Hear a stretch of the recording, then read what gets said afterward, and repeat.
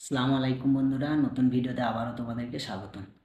আজকে যে টপিকের উপর কথা বলবো সেটা হলো যে ভিসা লাগাবার আগে দালাল মানুষকে কি টাকা দেওয়া যাবে। ও সরি সরি, আগের ভিডিওতে বলেছিলাম দালাল বলা যাবে না, এজেন্ট বলতে হবে। হ্যাঁ, তো এজেন্টকে কি টাকা দেওয়া যাবে বা টাকা দেওয়া কি ভালো, তো সেই বিষয়ে কথা বলবো। তো দেখো ভাই, ভিসা লাগাবার আগে প্রত্যেকটা মানুষ কিন্তু টাকা নেবে, কিছু টাকা নেবে।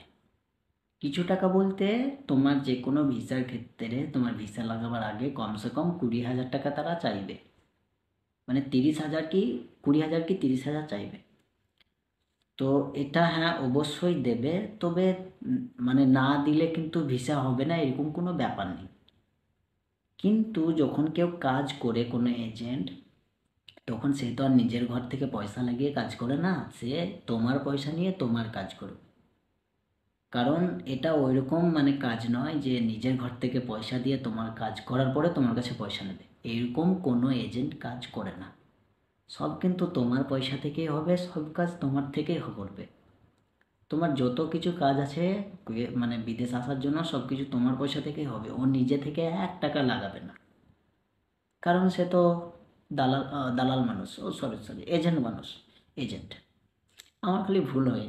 আমি তোমাদের ক্ষেত্রে বলবো, তোমরা যারা টাকাটা দেবে 20,000 কি 30,000, আমি বলবো সবসময় তোমরা কম দেওয়ার চেষ্টা করবে।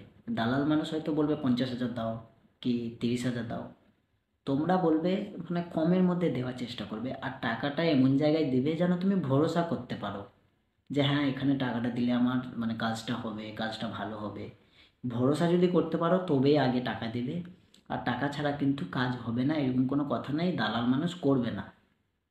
কারণ টাকা ছাড়া যে নিজের ঘর থেকে কেউ কখনো পয়সা লাগিয়ে কাজ করবে না, এটা প্রথম কথা। এটা মানে এটা মানতে হবে, এটা সবাই মানে জানে যে নিজের ঘর থেকে কেউ টাকা লাগিয়ে কোনো কাজ করে না। তো সেই ক্ষেত্রে তোমাদেরকে পয়সা কিছু দেওয়া দরকার, তবে তুমি টাকাটা এমন জায়গায় দেবে যেন তুমি ভরসা করতে পারো যে হ্যাঁ এখানে আমার কাজটা হবে ভালো, এখানে আমার কাজটা করলে যেতে পারবো, আমার কাজটা সত্যিই হবে। সেই রকমভাবে ভরসা যদি করতে পারো তবে আগে টাকা দিও। কারণ অনেকে টাকা দিয়ে ফেঁসে যায়, কাজ পায় না, 6 মাস 1 মাস 2 বছর বসে থাকে, তবেই কাজ হয়, না হলে কাজ পায় না। যেমন আমার ক্ষেত্রেও হয়েছে, ভিডিওতে দেওয়া আছে। বেশি কিছু বললে আবার আমার এজেন্ট দেখলে প্রবলেম আছে।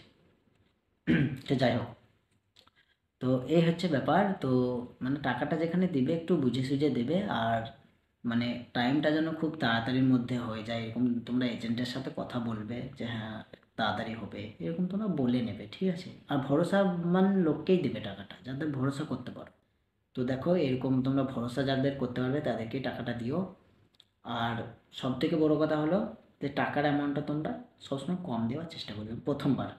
যেন মানে দিতে কিন্তু সময় লাগে না, ফিরে আসতে অনেক টাইম লাগে, তখন না তোমার কাজটা হলো না। তুমি যখন টাকাটা চাইবে না, গ্যারান্টিই করবে না, আজ দিচ্ছি কাল দিচ্ছি টাকা ফেঁসে আছে, এইভাবেই চলে ভাই। তো আমি বলছি যখন টাকাটা দেবে, যখন দালাল 30,000 চাইবে তখন তুমি 20,000 দেবে। বুঝতে পারছো আমার কথাটা ক্লিয়ার? বুঝতে পারছো? তো এইভাবেই তোমরা কাজগুলো করবে। আর হ্যাঁ, তোমরা টাকাটা অবশ্যই আগে দেবে, কারণ আগে না দিলে তারও কাজের চাহিদাটা থাকবে না যে এই ছেলেটার ভিসা লাগাতে হবে, এবং সেও কাজটা করতে চাইবে না আর করবেই না এক কথায়। তো টাকা কিছু লাগবে, টাকা দেবে তারপরে কাজ হবে, এরকমই মানে এটা কিন্তু মানে পরিষ্কার কথা। তবে ভরসা করে দিও। দরকার হলে তোমরা প্রুফ রেখো, অনলাইনে পয়সা দাও, স্ক্রিনশট রাখো, ভিডিও রেকর্ডিং করো, কথা বলো, রেকর্ডিং করে নাও, সব কিছু প্রুফ রেখে কাজ করো। তাহলে হয়তো তোমরা পরবর্তীতে টাকাটা করতে মানে পেতে, ওই প্রুফগুলো থাকলে টাকাগুলো যখন যদি কাজ না হয় ঘুরে পেতে খুব সহজ হবে। আর না থাকলে কোনো মরে যাবে। তো আমি এই ভিডিওটা এখানেই রাখছি, দেখা হচ্ছে আবার নতুন কোনো ভিডিওতে নতুন কোনো টপিক নিয়ে। ততক্ষণের জন্য সবাইকে টাটা, বাই বাই, আল্লাহ হাফেজ। আর একটা কথা মনে রাখবে, ও এজেন্ট মানুষ, দয়া করে ভিডিওটাতে রিপোর্ট করেন না, অনেক কষ্ট করে ভিডিও বানাই। ও এজেন্ট, এজেন্ট বলেছি, দালাল বলবো না বলেছি। হ্যাঁ এজেন্ট। আমার সাথে সবাই আপনারাও এজেন্ট বলবেন, ঠিক আছে? ওকে বাই, আল্লাহ হাফেজ।